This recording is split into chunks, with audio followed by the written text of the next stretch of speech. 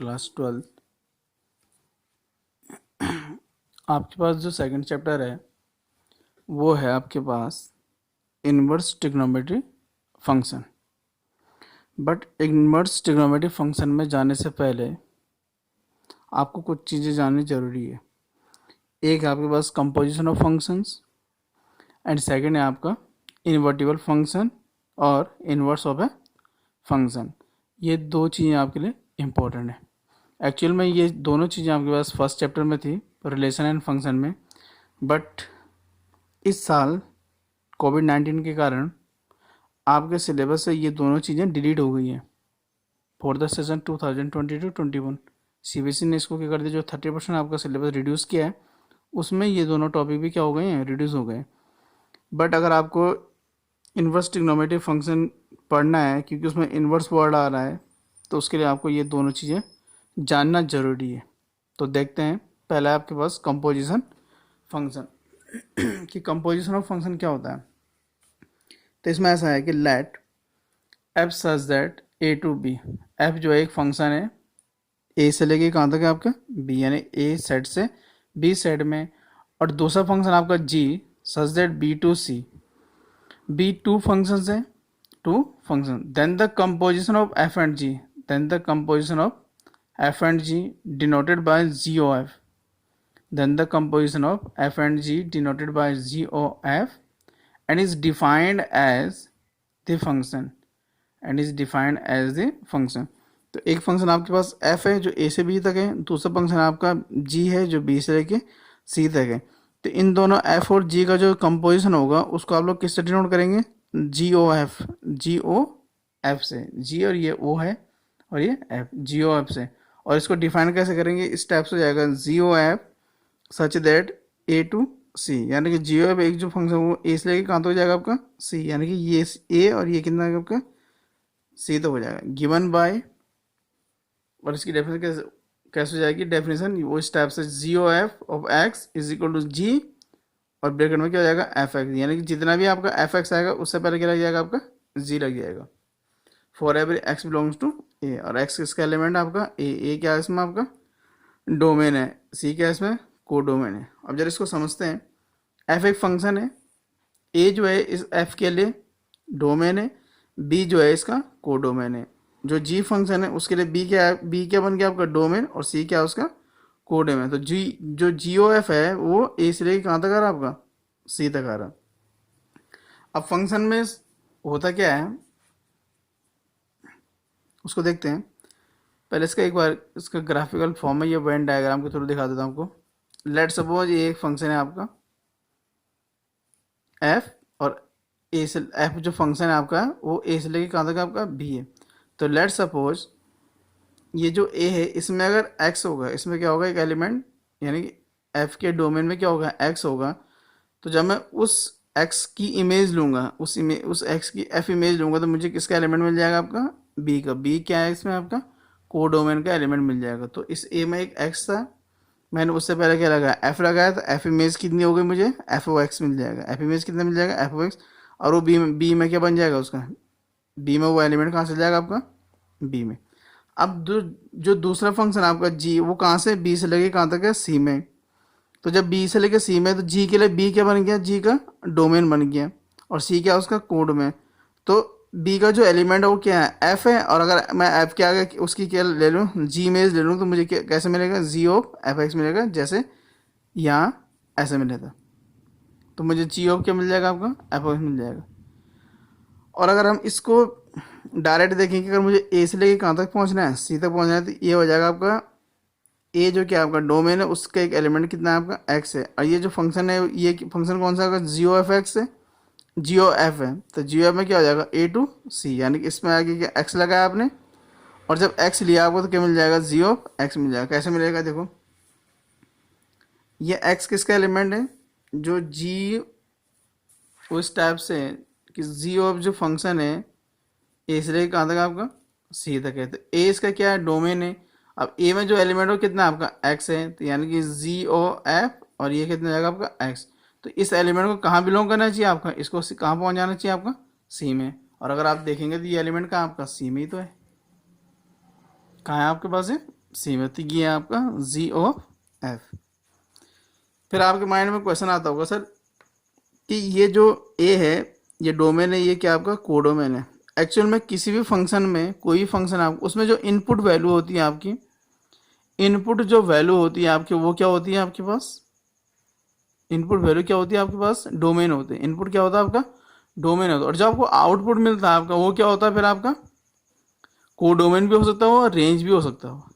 Okay, codomain भी हो सकता है और रेंज भी हो सकता है।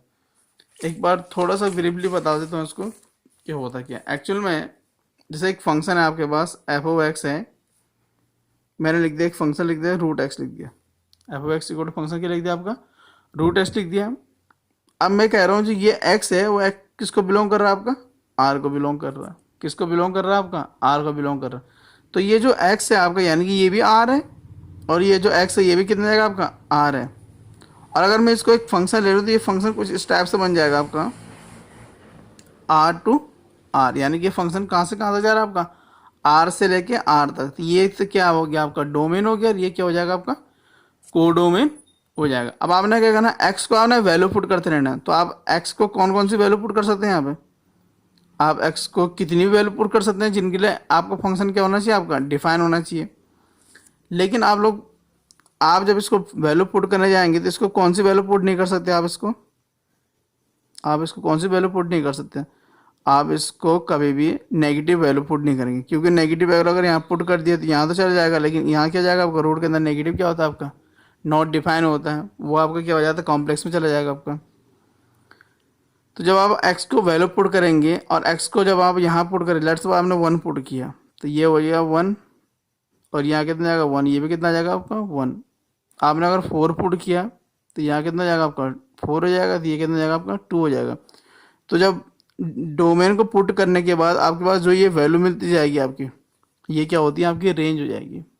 ये क्या होती है आपकी रेंज, और ये क्या होता है आपका कोडोमेन। और आपको पता होना चाहिए कि जो रेंज होता है आपका वो आपका सबसेट होता है किसका, डोमेन का, सॉरी कोडोमेन का क्या हो जाता है, सबसेट होता है। कोडोमेन का जो सबसेट होता है कभी कभी वो कोडोमेन के इक्वल भी हो सकता है, कभी कभी उसका प्रॉपर सबसेट भी हो सकता है। तो ये था आपके पास डोमेन, रेंज और कोडोमेन। तो ये था आपके पास कंपोजिशन ऑफ फंक्शन, मेनली आपके पास ये डेफिनेशन है। इसके बाद एक और चीज़ है, इसमें एक नोट है जो इसको समझने में आपको ईजी होगा। It is clear that ji of is exist, या जी ऑफ जो है आपका डिफाइन होगा या एग्जिस्ट होगा ओनली इफ, या if and only if the range of F must be a subset of the domain, the range of F must be a subset of the domain, subset of the domain of G. तो जो जी है, जी का क्या होना चाहिए, domain का subset होना चाहिए किसके रेंज को, एफ के रेंज को। सिमिलरली अगर आपके पास एक फंक्शन है एफ ओ जी है, कौन सा आपके पास एफ ओ जी, अगर एफ ओ जी को भी एग्जिस्ट होना है तो इसके लिए भी क्या होना चाहिए आपका,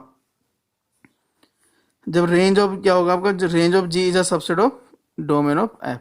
तो अगर यहाँ समझते हैं बात क्या, देखो जी ऑफ का एग्जिस्ट होना है तो जो क्या लिखा आपका, if and only if the range of F, F की जो रेंज है, तो एफ की ये जो फंक्शन है आपकी एफ, इसकी रेंज क्या होगी आपके, ये जो बी है बी का सबसेट होगा, और बी खुद क्या है जी का डोमेन है। तो एफ की जो रेंज होगी बी का क्या होना चाहिए, उसको सबसेट हो जाना चाहिए। तो आपका जी ऑफ क्या हो जाएगा आपका एग्जिस्ट करेगा। इस पर एक एग्जांपल के थ्रू समझते हैं।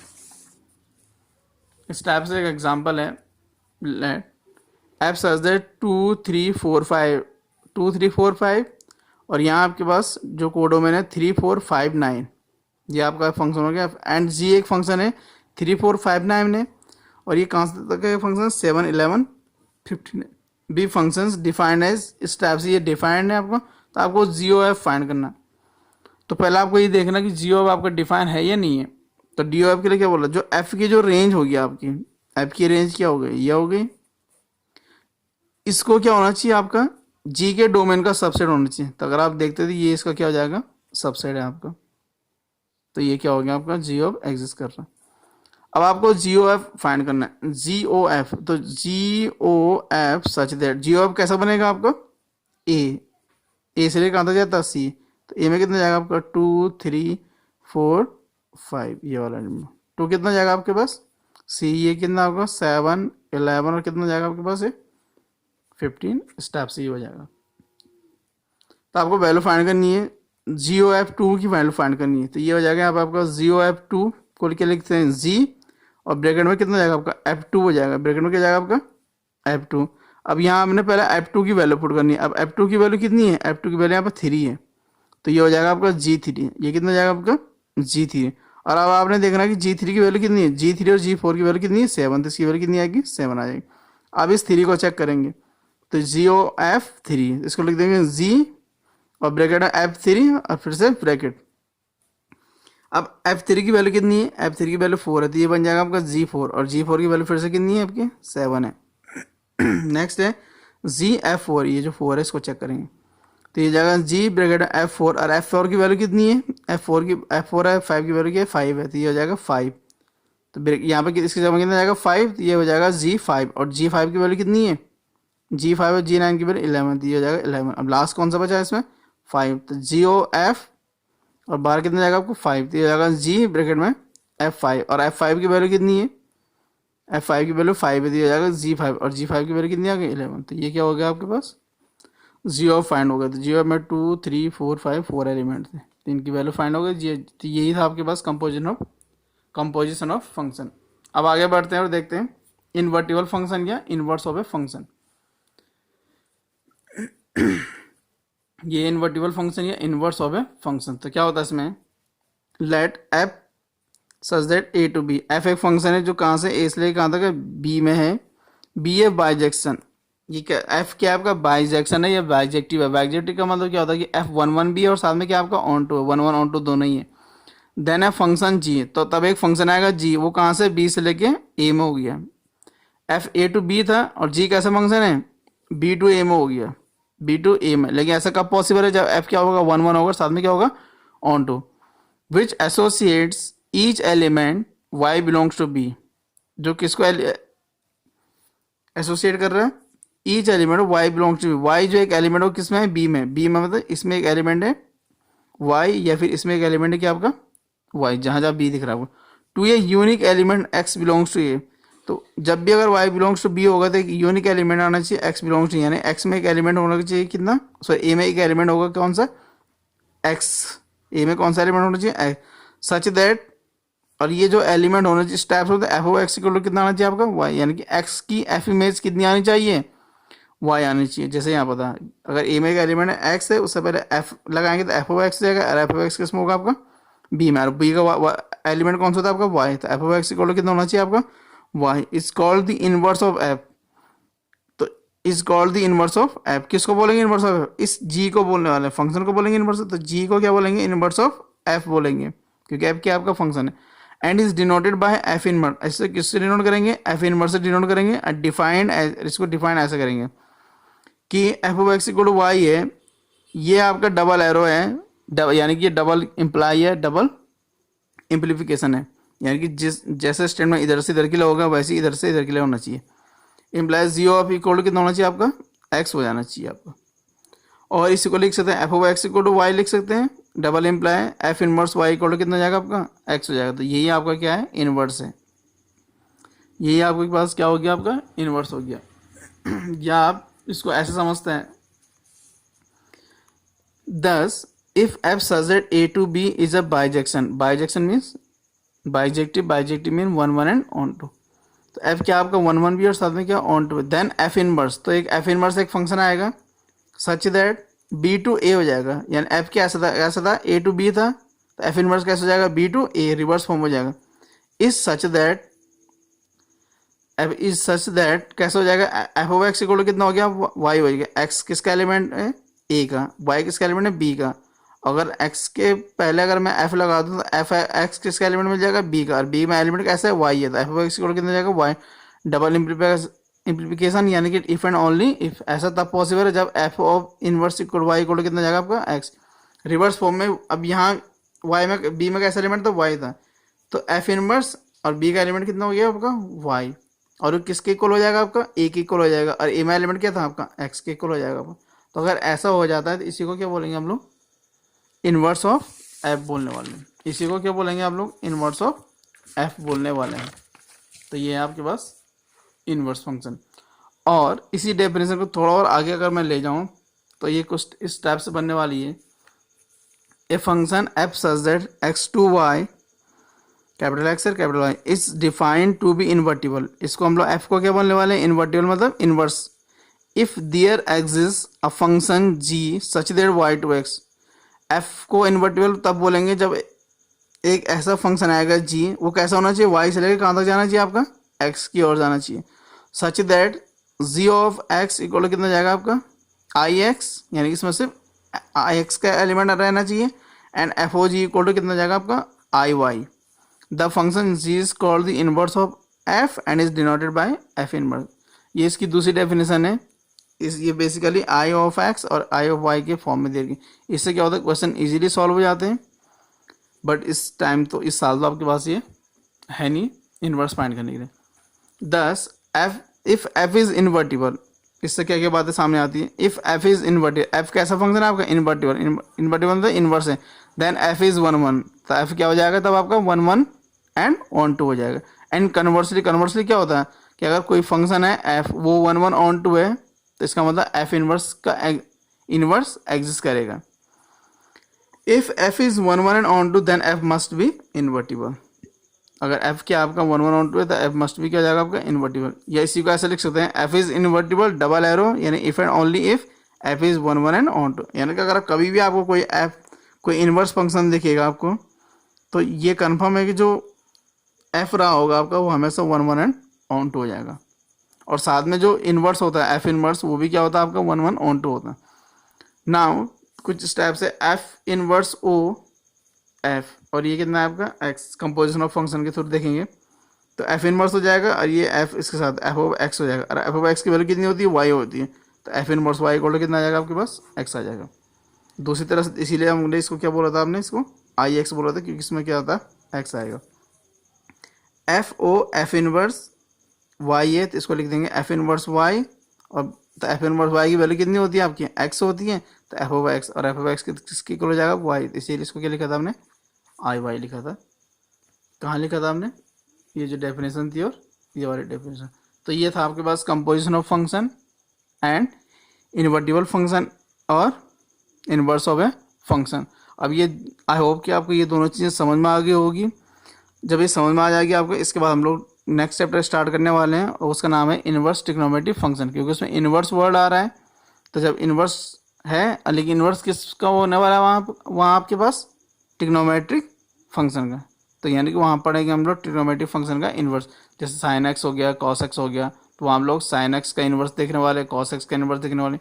और एक बार और आपको मेंशन कर दूँ, ये जो एफ इन्वर्स लिखा हुआ है यहाँ पे, एफ इन्वर्स है आपके पास, इस एफ इन्वर्स का मतलब ये नहीं है, यानी कि आपको ये अगर एफ इन्वर्स दिख रहा है तो इसका मतलब 1/f नहीं है। जैसे अलजेब्रिकल फॉर्म में लिखते हैं कि x की पावर 1 होता है, इसको 1/x लिख सकते हैं, तो ये कुछ ऐसा नहीं है, ये अलग है, यानी कि ये इन्वर्स हो गया और ये सिंपल आपके अलजेब्रिक फॉर्म है। Thank you class 12।